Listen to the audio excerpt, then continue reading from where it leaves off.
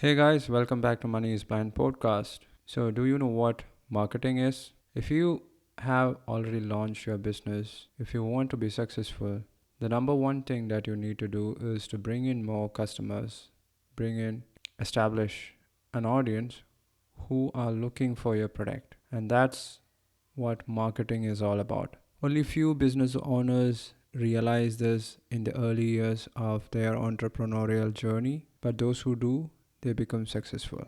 And Seth Godin, in his book, This is Marketing, explains this concept in a very beautiful way.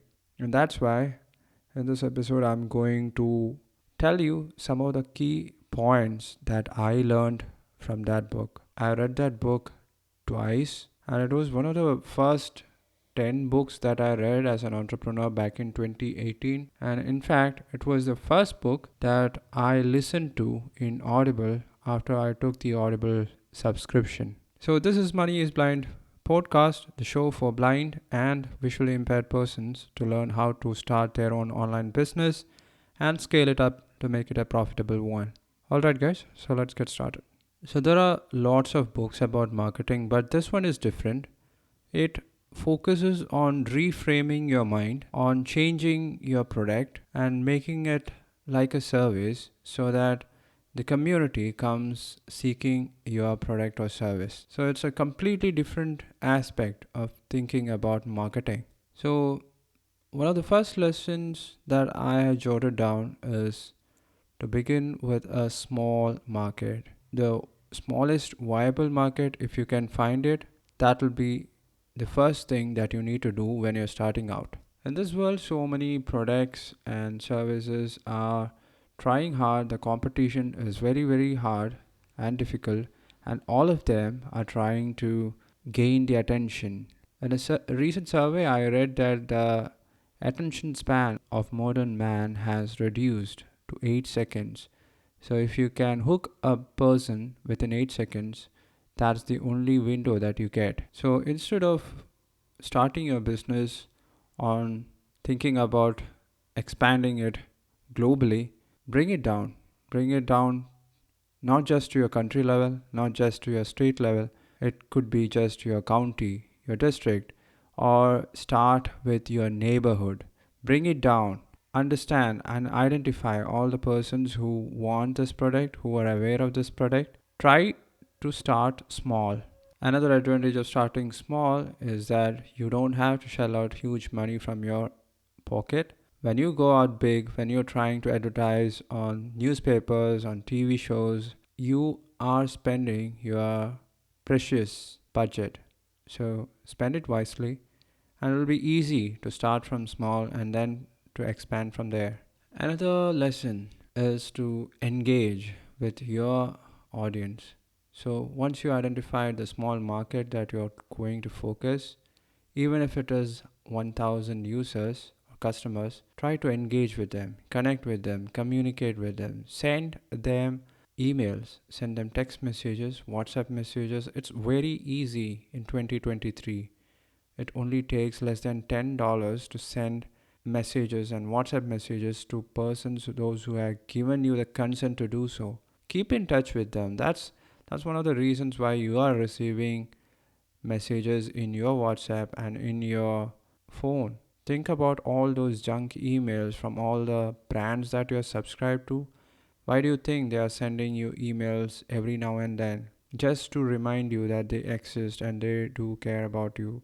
It's just to keep that memory afresh so that when the next time when you are planning to do a similar kind of a purchase, you will think about them. Let them realize that you were at the same point when you started out. You had a similar problem, and that's why you created this product or service, which is your business right now, and how you solve your problem and how they can solve their problem by using your business. It needs to be explained to all your users, and you can do it by engaging with them, by connecting with them, by communicating with them. And when I say communicating, there are so many channels. You just have to find the right one which suits you as well as your audience.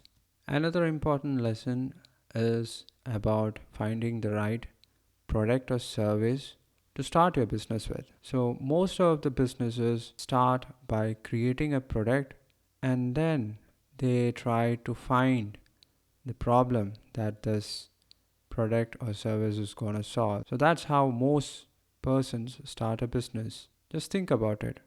It's like they invent, they make this key and then try to find a lock which works with this key. So Seth Godin explains this concept with a lock and key example in his book. You should definitely go read that book. So instead of making the key first, make a lock first and then find the key. That's what Apple has been doing for years, for decades now. Just think about it. They created a problem by not providing a charging brick in the iPhone boxes. And then they came up with a solution. You can buy it extra. That's how you need to create your product and services. Another important lesson which I learned from this book is to identify your audience, your customers' habits, their patterns, their likes and dislikes. This is really, really important because once you understand how your customer behaves, what your customer likes and doesn't like, you're hit the jackpot. Because only then you will be able to make the key which can unlock the problem that they are facing. Another important lesson is never spam. Always always get the permission. Ask them if it is okay to email them. Ask them if it is okay to WhatsApp them. Ask them if text messages are right. So always get the permission from your users.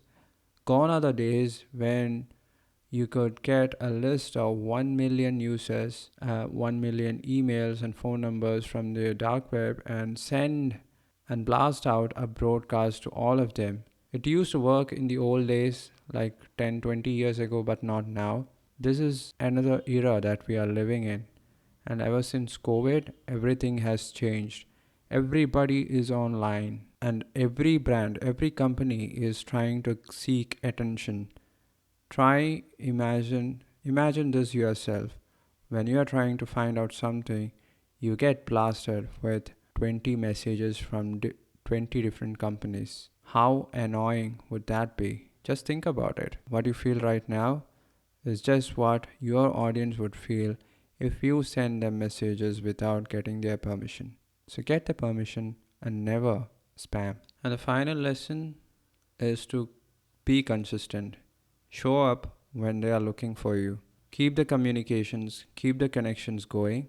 Don't just send them festival seasons greetings. Try to engage with them on a weekly or a fortnight basis. Keep the memory fresh.